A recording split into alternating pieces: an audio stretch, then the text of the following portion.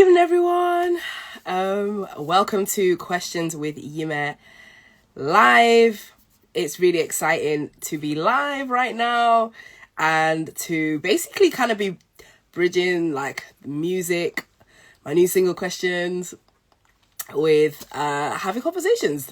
Sparked by questions. That's what questions do. Questions spark conversations, and hopefully, lead us on the quest to finding answers.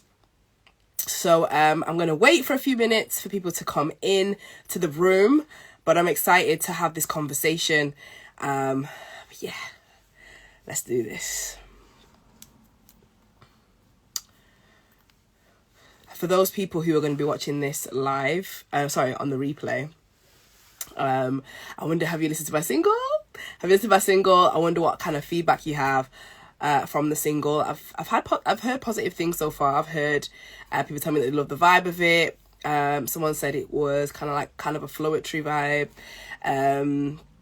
which I didn't really think of, but I'm like, okay, cool. I've had people say it's been on repeat. And so all these things, all these comments are amazing. It's amazing to hear that when you put out new music that people are feeling it and people love it and they appreciate the art and the work that's gone into producing it and releasing it to the public. So yeah, Questions with Nyime live.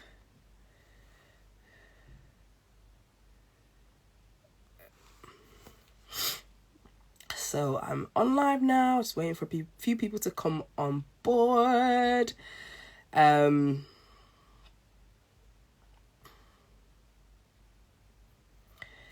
Live.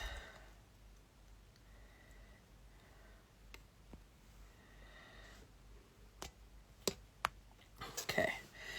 Wait for a few more seconds and then I'm going to get started. This is really exciting, actually. Like, I can't believe I'm actually doing this. So, yeah.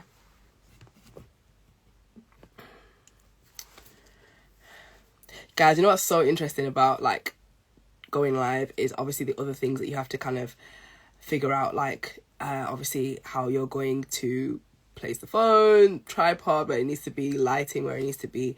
I've got a very basic setup here, but hopefully as things progress, I will upgrade my setup. But yeah, let's get started.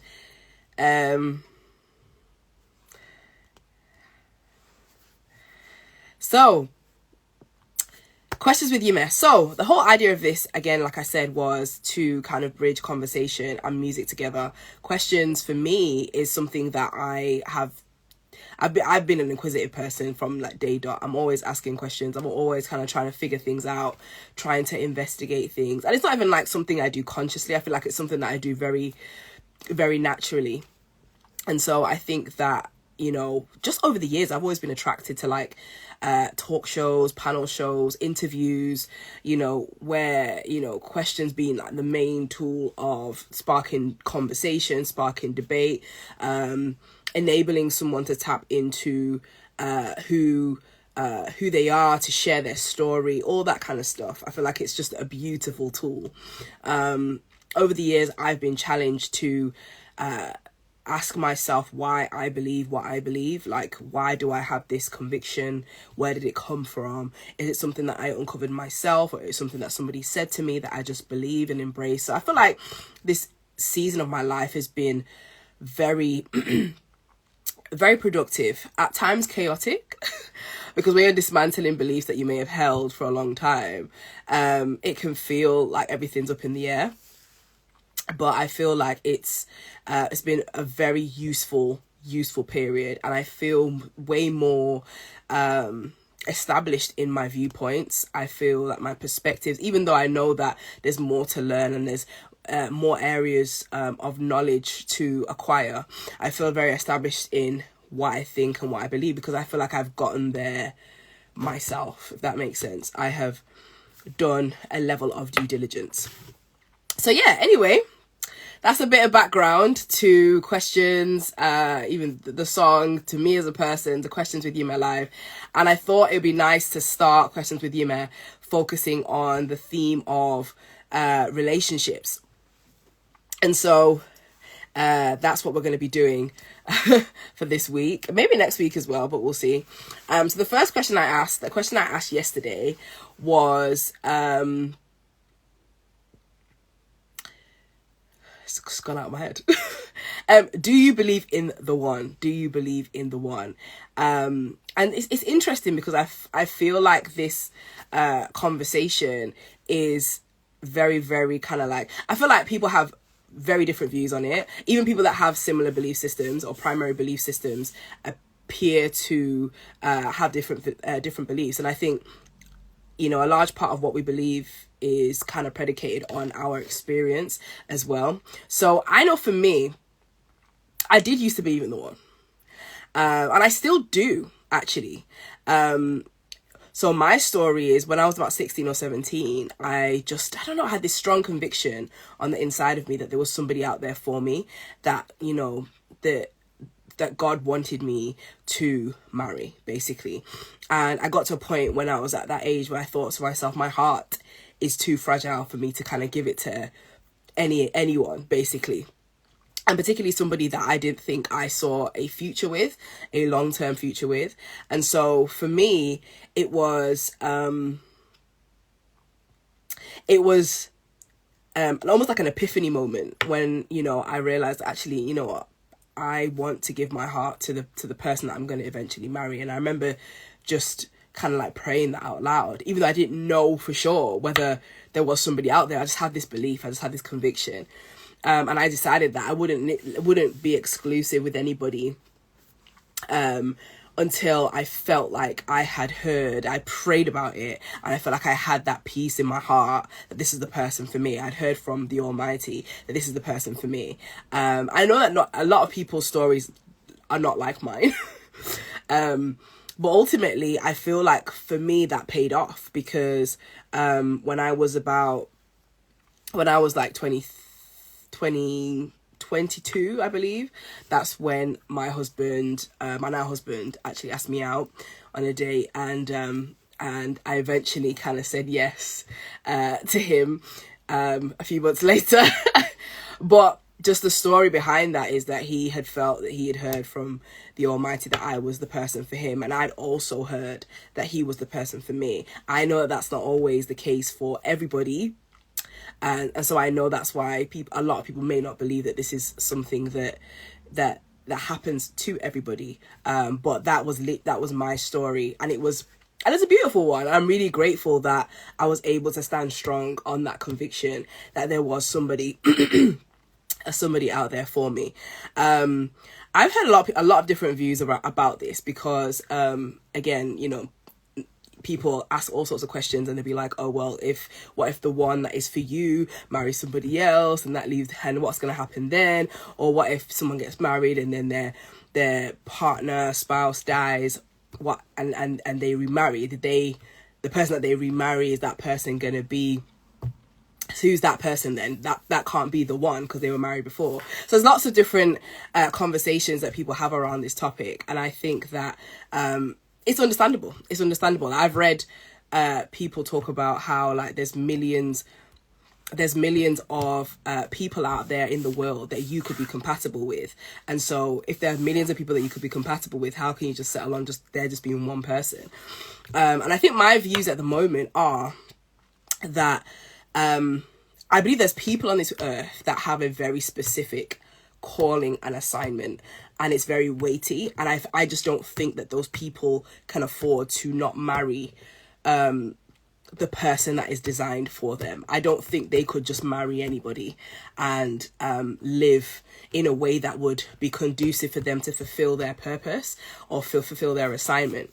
But I do think that there are people out there that could do that. They could probably be married to A, B, or C and still have a happy married life, and, you know, Bob's your uncle.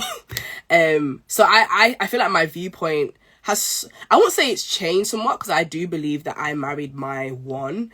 I do believe I married the person that was for me. But I also think that there are people who could just pick someone, and they, you know, maybe, I don't know, whatever their criteria is for the right person for them would be. they would marry that person, and then that person becomes their one. Do you get what I mean? It's not necessarily a grand love story. It's not necessarily a grand way of two paths uniting or anything like that, but it works for them, you know. And so I feel like the concept is just, I don't know. I feel like I know for me, when it comes to this whole concept, there's nothing in the Bible, I don't believe, that says that there is just one person for you.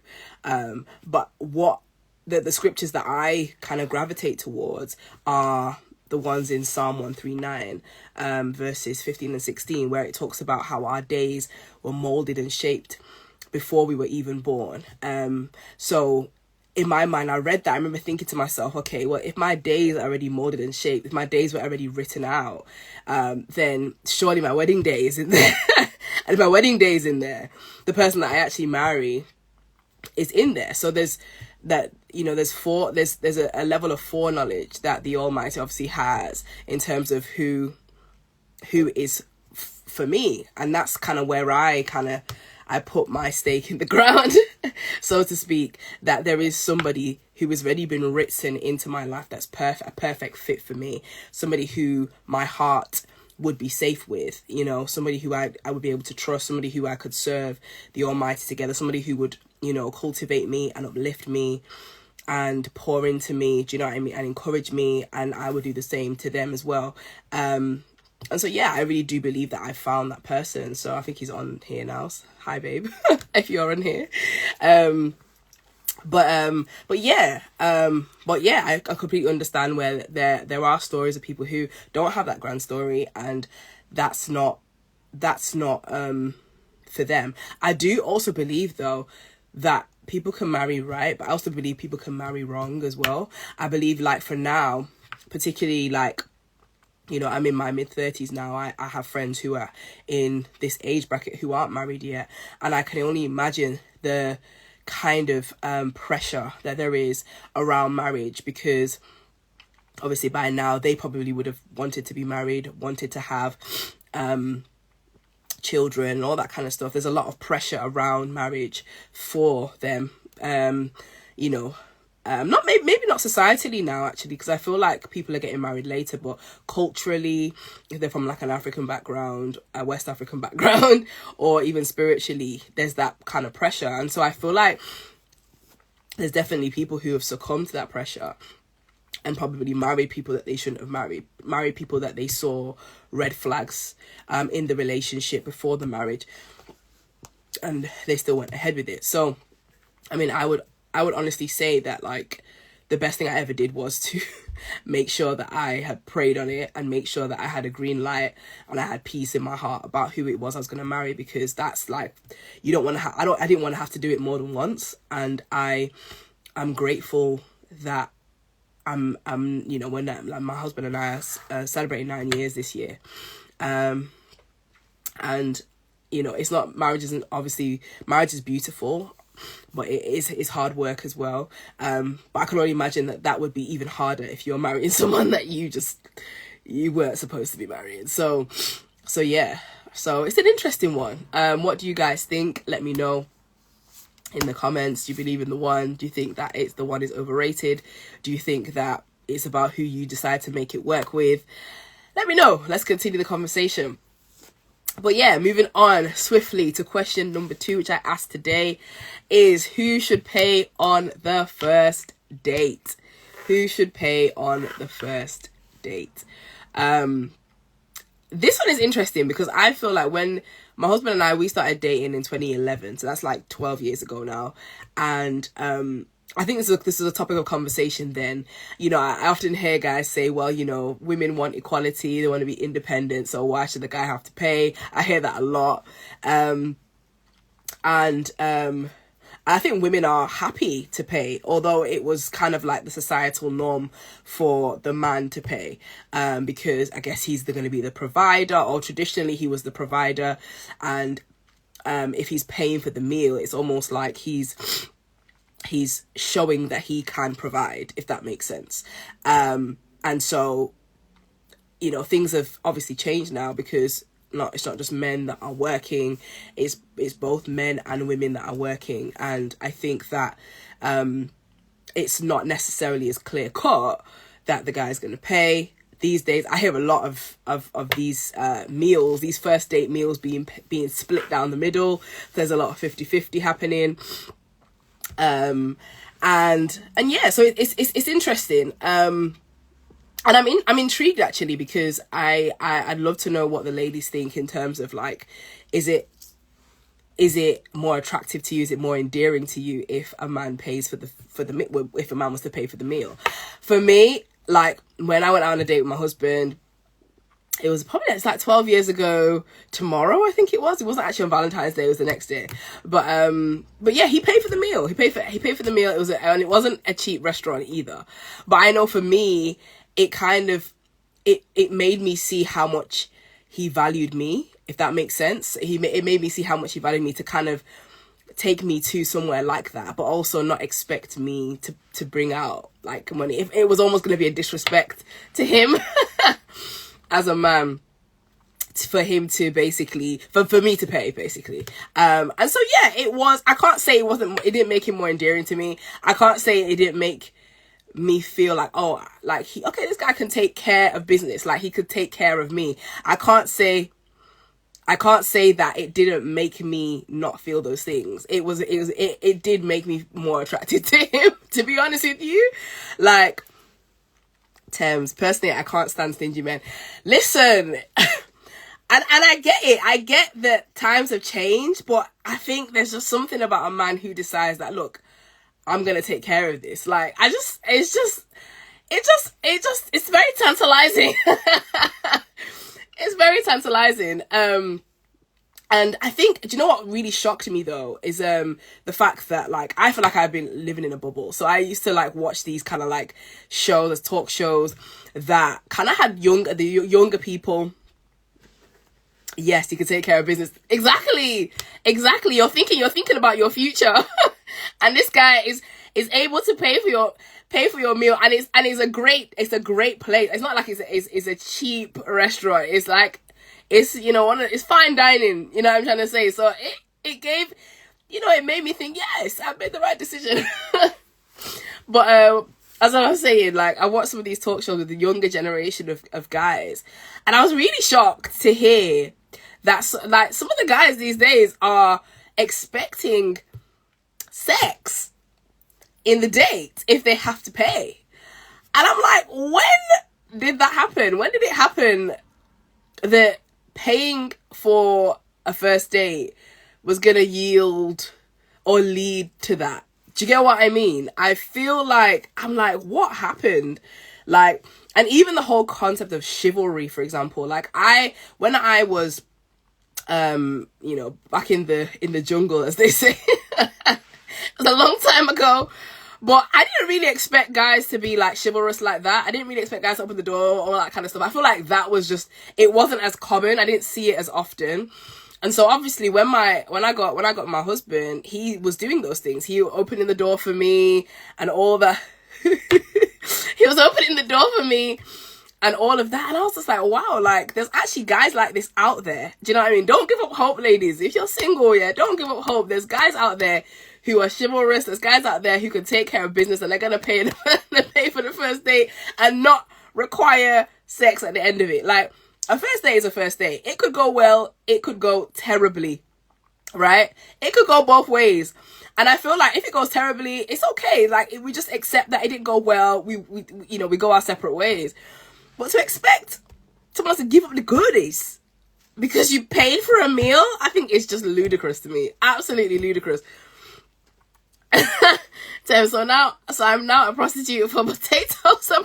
Exactly. Do you know what I mean? It just does it doesn't add up, but it makes me sad, because I'm thinking, how did you get to that way of thinking? How did that evolve in your mind? How was that something that you decided to settle on? Do you know what I mean? And conclude and be like, fam, if I'm paying, we better have sex at the end of it. I'm like, yo, that's very out there for me. Very, very out there for me. But yeah, like I said, I feel like Generally now, I guess for a man paying for the date is seemingly like more traditional. Is seemingly more traditional, and yeah, it's not something that we're seeing often now. But I don't know, like, people who are married on the chat, like, did your now husband pay for the first date? Did you split it down the middle? What did you think? For the ladies on the chat, what did you think? If he didn't pay for the date, like, what were your thoughts? If he did pay for the date, did it make you more attracted to him? Like, let me know, like, because yeah, I have to say there is something about feeling like a man can take care of business when he pays for the first date, when he's just like, nah, I've got this, do you know what I mean? Like, it's nice. And I guess there's something to be said for women looking for security in a man. Like, you're looking for somebody that you can feel safe with, do you know what I'm trying to say? And I think the financial aspect of it, and we're also not expecting somebody to be like a baller like that, but to know that somebody can actually, yeah, can say, you know what, I've got this. If I ever had to pay for our first date, we wouldn't be married, period. It is what it is. It is what it is. You know what I mean? Because, do you know what I mean? And I think it's good to have those kind of standards. Like, if that's where you're at, if that's what you believe you deserve, it's good to stay there. Do you know what I'm trying to say? And again, it's not to say that I don't feel like I know anybody, you know, that's looking for somebody who was like literally just throwing money anywhere and everywhere. But somebody who can be like, yeah, I value you. I think it shows that. It shows that I value this, your time, and so on and so forth. Somebody actually said in a response to the question that I asked, and they said that whoever asked who out, so obviously if the girl asked the guy out, then the girl should pay. I don't know what you guys think about that. If the girl asked the guy out, because obviously we know that kind of thing happens now, should the girl be the one paying? I don't know. Perhaps. Perhaps she's the one that initiated it. But I don't know. Does a man feel comfortable with a woman paying for him? I don't know, guys. If there's guys on the chat, please let me know. Do you feel comfortable with a girl paying for you? Now, obviously, if you're in a relationship now, if the first date led to a relationship and the woman is working, I feel like if she's not, if she's a level-headed woman, right? Do you know what I'm trying to say? Then there's obviously going to be dates that you guys go on where I believe she will put her money down. Do you get what I'm trying to say? I don't think she'll expect you to pay for absolutely everything. Although I guess there might be girls like that out there. But I do feel like, yeah, a level-headed woman would be like, yeah, I'll cover this, or I'll cover that, I'll cover this, I'll cover that. Do you get what I'm saying? It still might be in balance, and the guy might still be the one paying for most of it. But I feel like at least for the woman to offer to pay, I feel like is a good thing. I think that's good. You're not just there for his coins. Do you know what I mean? You're actually there to put, you know, you're actually showing that I'm also invested too. Do you get what I mean? I married him with a key sign of being safety. Yes. I think a lot of women, like, they want to feel safe, and I think they want to feel secure, and I think that, you know, them paying for the first date, whilst it might seem like a minor thing, I think it stems from that. Like, it stems from, oh, yeah, okay, this guy's got me. Like, this guy, particularly if it leads to a relationship. If it doesn't lead to a relationship, then, you know, but this guy's got me. I feel safe with this person. I feel like this person, again, can take care of business, you know? They can take care of business. But yeah, I think it's an amazing topic. I think somebody else said in the response that, you know, women want to be independent, and they want to be like, you know, I've got my own money, I've got my own this, that, and the other. So, you know, why shouldn't it not be 50-50? I'm not opposed to 50-50, if I'm being completely honest with you. You know, I feel like if you've gone on a date and it's been mutual, like maybe you guys were friends and it kind of grew into something romantic, then maybe 50-50 works. You know what I'm trying to say? Like 50-50 might be the thing that works. I'm not opposed to that, to be honest with you. I'm not. But something to be said for the guy putting his coins down. Something to be said for him, like, doing what needs to be done, you know? I have to say that I probably lean more towards that. I lean more towards that. But yeah, anyway, it is now 5 to 9. And I'm going to be heading off shortly, unless there are any other questions, any other comments anyone wants to make. I want to say thank you for joining the first edition of Questions with Nyime Live. I've actually enjoyed this. I've enjoyed talking through these topics. But yes, I'm going to say hi, shout out to hubby who joined, Tem, shout out to you. Shout out to Lena, Bree, Bridget who joined. Shout out to you guys who have been on the live.